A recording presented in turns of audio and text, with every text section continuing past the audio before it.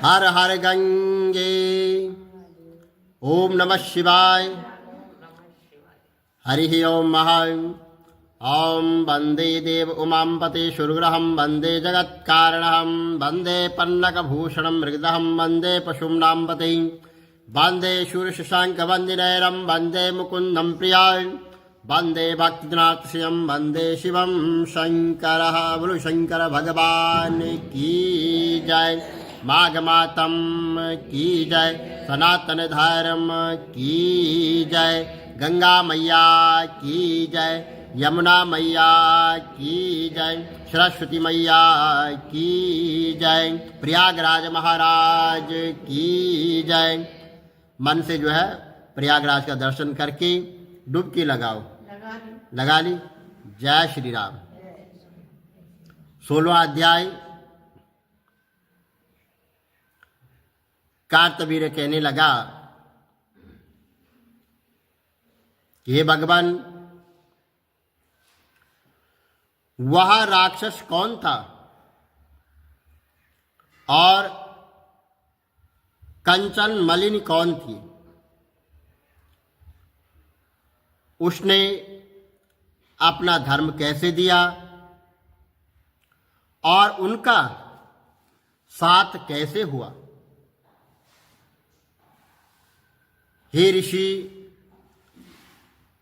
अत्रि की संतानों के सूर्य यह कथा सुनकर मेरा कौतूहल दूर कर दीजिए। दाता जी कहने लगे कि हे राजन, पुरातन विचित्र इतिहास को सुनो। कंचन मलिनी नाम की एक सुंदर अप्सरा थी जो माघ मास में प्रयाग में स्नान करके कैलाश पर जा रही थी। तब उसको मार्ग में जाते हुए हिमालय के कुंज से एक घोर राक्षस ने देखा।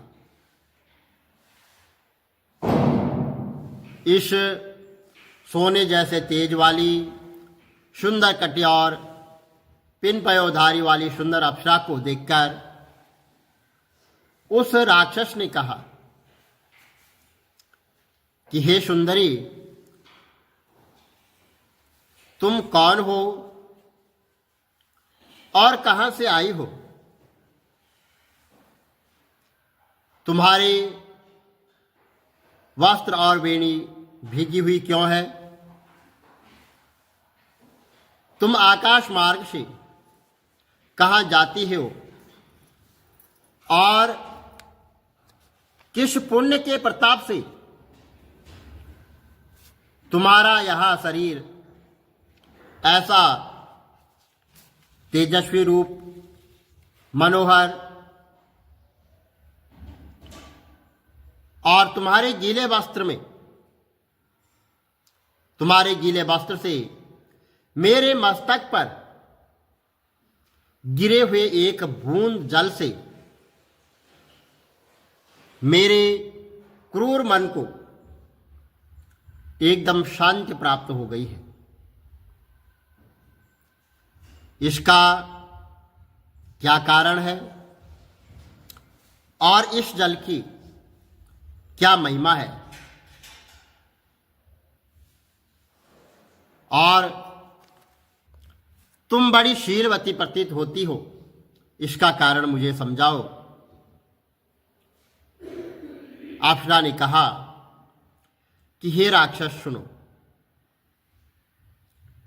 मैं काम रूपिणी अप्सरा हूं और मैं प्रयाग संगम से स्नान करके मैं आ रही हूं और इसी से जो है मेरे जो है वस्त्र वो भीगे हैं और अब मैं कैलाश पर जा रही हूं, जहां पर जो है भगवान शिव निवास करते हैं। त्रिवेणी के जल से मेरी सब क्रूरता जो है दूर हो गई, और जिसके पुण्य के प्रभाव से मैं इतनी सुंदर और पार्वती की प्रिय सखी हुई, सो आश्चर्य देने वाला उदाहरण मुझसे सुनो। मुझसे ब्रह्मा जी ने जो कथा कही थी सो सुनो। मैं कलिंग देश के राजा की वैश्य थी, और लवण और सुंदर में अपूर्व में थी। मैं सुंदरता पर, जो मेरी सुंदरता पर सारा जो नगर मोहित था, और मैं अनेक प्रकारों के भोग भोगे और अनेक प्रकार के वस्त्र और आभूषणों की मेरे घर में कोई कमी नहीं थी। कई कामी पुरुष आपस में ईश्वर ही से वे मृत्यु को प्राप्त हो गए। इस तरह उस नगर में बड़ी सुंदरता से मैंने यौवन व्यतीत कर दिया, और मैं वृद्धावस्था को प्राप्त हो गई। तो तब मेरे मन में विचार उत्पन्न हुआ कि मैंने अपनी सारी आयु पापों में व्यतीत कर दी है। मैंने कोई धर्म का कार्य नहीं किया, न मैंने कोई दान किया, न कोई तप किया, न कोई हवन किया, और आदि जो हो अनेक जो कार्य जो है धर्म की ओर मुझे ले जाते, वो मैंने कोई ही नहीं किए। भगवान शिव, माता दुर्गा की आराधना भी नहीं की, न कभी मैंने जो है भगवान विष्णु का पूजन किया। इस प्रकार अशांत चित्त से मैंने एक ब्राह्मण की शरण ली, जो वेदों के ज्ञानता और ब्रह्मनिष्ठ था। मैंने उनसे पूछा कि ब्राह्मण देवता, मेरा निस्तार किस प्रकार हो सकता है? मैं निष्पाप कैसे हो सकती हूं? महाराज, साधु सज्जन अच्छे और बुरे सभी पर दया करते हैं, इसलिए मुझ दीन पर भी कृपा करके मुझे इस भवसागर से पार कर दीजिए। मुझ पर कृपा करके मुझे कीचड़ में डूबी हुई को पकड़कर यहाँ से मेरा उद्धार कीजिए। क्षीर सागर क्या हंस को ही दूध देता है? क्या वो कभी बतख को नहीं देता? तब वह ब्राह्मण राजा का पुरोहित जो है इन सब बातों को सुनकर मुझ पर दया करके कहने लग गया कि तू ब्रह्मा के क्षेत्र प्रयाग में जाकर जो है वहां पर माघ मास में त्रिवेणी संगम में स्नान कर, परंतु मन में अशुभ क्रिया का विचार नहीं करना। पापों के नाश के लिए महर्षियों ने तीर्थ स्थान से अधिक और कोई भी प्रायश्चित नहीं बतलाया है। प्रयाग में स्नान करने से तू अवश्य जो है पवित्र होकर स्वर्ग को जाएगी। ये भामिनी, पुराने समय में गौतम ऋषि की स्त्री को देखकर इंद्र ने काम के वशीभूत होकर कमपट भेद से उससे भोग किया, इसलिए ऋषि द्वारा श्राप दिया गया और उसका शरीर अत्यंत लज्जायुक्त हजारों भागों वाला हो गया। तब इंद्र नीचा मुंह करके अपने पाप कर्म की बुराई करने लग गया और मेरु पर्वत के शिखर पर स्वच्छ जल वाले सरोवर पर एक स्वर्ण कमल से भरे हुए कटोरे में घुस गया और अपने पाप को धिक्कारता हुआ कामदेव की बुराई करने लगा कि यह सब पापों का मूल है, इसके ही वशीभूत होकर मनुष्य नरक में जाते हैं और अपनी धर्म कीर्ति यश और धैर्य का नाश करते हैं। इंद्र ऐसा सोच रहा था। सो इंद्र के बिना सारा देवलोक शोभाहीन हो गया। तब देवता, गंधर्व, किन्नर, लोकपाल, इंद्राणी के सहित गुरु महाराज ने बृहस्पति जी के पास जाकर पूछने लगे कि महाराज, इंद्र के न रहने से स्वर्ग ऐसा शोभाहीन हो गया है जैसे सतपुत्र के बिना श्रेष्ठ कुल, इसलिए स्वर्ग की शोभा के लिए कोई क्रिया सोचिए। इस विषय में देर नहीं करनी चाहिए। तब बृहस्पति जी कहने लगे कि इंद्र ने बिना सोचे विचारे जो कर्म किया है वह उसका फल भोग रहा है। सो वह कहाँ है, मैं ये सब जानता हूं। फिर सभी ने बृहस्पति जी से प्रार्थना पूर्वक कहा कि हम सबको साथ लेकर स्वर्ण कमलों से युक्त बड़े सरोवर से इंद्र को देखा और जिसका मुख मलिन और आंखें बंद थी। तब इंद्र ने बृहस्पति जी के चरणों को पकड़कर कहा कि इस पाप से मेरा उद्धार कीजिए, आप मेरी रक्षा कीजिए। तब बृहस्पति जी ने इंद्र से कहा कि प्रयाग में स्नान करने से तुम पाप मुक्त हो जाओगे। और तब इंद्र ने प्रयाग में जाकर संगम पर स्नान किया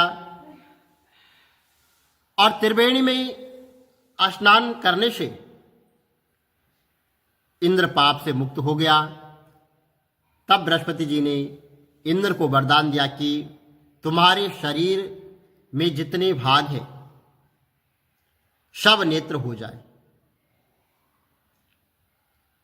तब इंद्र ब्राह्मण के वर्ष हजारों नेत्र से ऐसा सुशोभित हुआ जैसे मान सरोवर में कमल शोभायमान होता है। बोलो विष्णु भगवान की जय, शंकर भगवान की जय। श्री कमल नेत्र कटी पीतम्बर अधर मुरली गिरधरम मुकुट कुंडल करलुट किया श्याम रे राधे वरम। श्री कूल यमुना धेनु आगे सकल गोपियन के मन हरम। पीत वस्त्र गरुड़ वाहन चरण शुक नित सागरम। करत केल कलोल निस्तिन कुंज भवन उजागरम। अजर अमर अडोल निशल पुरुषोत्तम अपरापरम। दीननाथ दयाल गिरधर कंस हेणा कुशहणम। गल फूल माल विशाल लोचन अधिक सुंदर केशवम। बंशीधर वसुदेव चाय वाली चल श्री वामनम। जल डूबते गजराक लीनो लंका चेजो रावणम। सप्तदीप नभ खंड 14 भवन कीनो एक पदम। लोपति के लाज राखी कहा लो उपमा करम। दीननाथ दयाल पूरण करुणमय करुणा करम। कविदात दास विलास निशिल नाम जप नित नागरम। प्रथम गुरु के चरण बंदो यश ज्ञान प्रकाशितम। आदि विष्णु जुगादि ब्रह्मा सेवते शिव शंकरम। श्री कृष्ण केशव कृष्ण केशव कृष्ण यदुपति केशवम। श्री राम रघुवर राम रघुवर राम रघुवर राघवम। श्री राम कृष्ण गोविंद माधव वासुदेव श्री वामनम मत्स्य कचवाराह नरसिंह पाई रघुपति पावनम मथुरा में केशव ब्राज गोकुल बाल मुकंद जी श्री वृंदावन में मदन मोहन गोपीनाथ गोविंद जी धन्य मथुरा जहाँ श्रीपति अवतारे धन्य यमुना नीर निर्मल ग्वाल बाल सखावरे नवनीत नागर कृत निरंतर सेविकर मन मोहितम कालादितट करत्र क्रीडा बाल अद्भुत सुंदरम ग्वाल वाशव सकविराज संग राधे भामिनी वंशीवट दट निकट यमुना मुलिकिटेर सुहावनी भज राधे विष रघुवंश उत्तम परम राजकुमार जी सीता के पति भक्तन के गति जगत प्राणी आधार जी जनक राजा पनक राके धनुष बाण चढ़ावहीं सती सीता राम जाके श्री रामचंद्र प्रणामहि जन्म मथुरा केल गोकुल नंद के हृदय नंदनम बाल लीला पतित पावन देव की वसुदेवकम श्री कृष्ण कलिमल हरण जाके जो भजे हरि चरण को भक्ति अपनी देव माधव भव सागर के तरण को जगन्ना जगदीश स्वामी श्री बद्रीनाथ विशंबरम द्वारिका के नाथ श्रीपति केशवम प्रणावयम श्री कृष्ण अष्टपद पढ़त निस्तिन विष्णु लोक सगच्छतम श्री गुरु रामानंद अवतार स्वामी कविदत्त दास समाप्तवम श्री कमल नेत्र समाप्तवम विष्णु भगवान की जय शंकर भगवान की जय।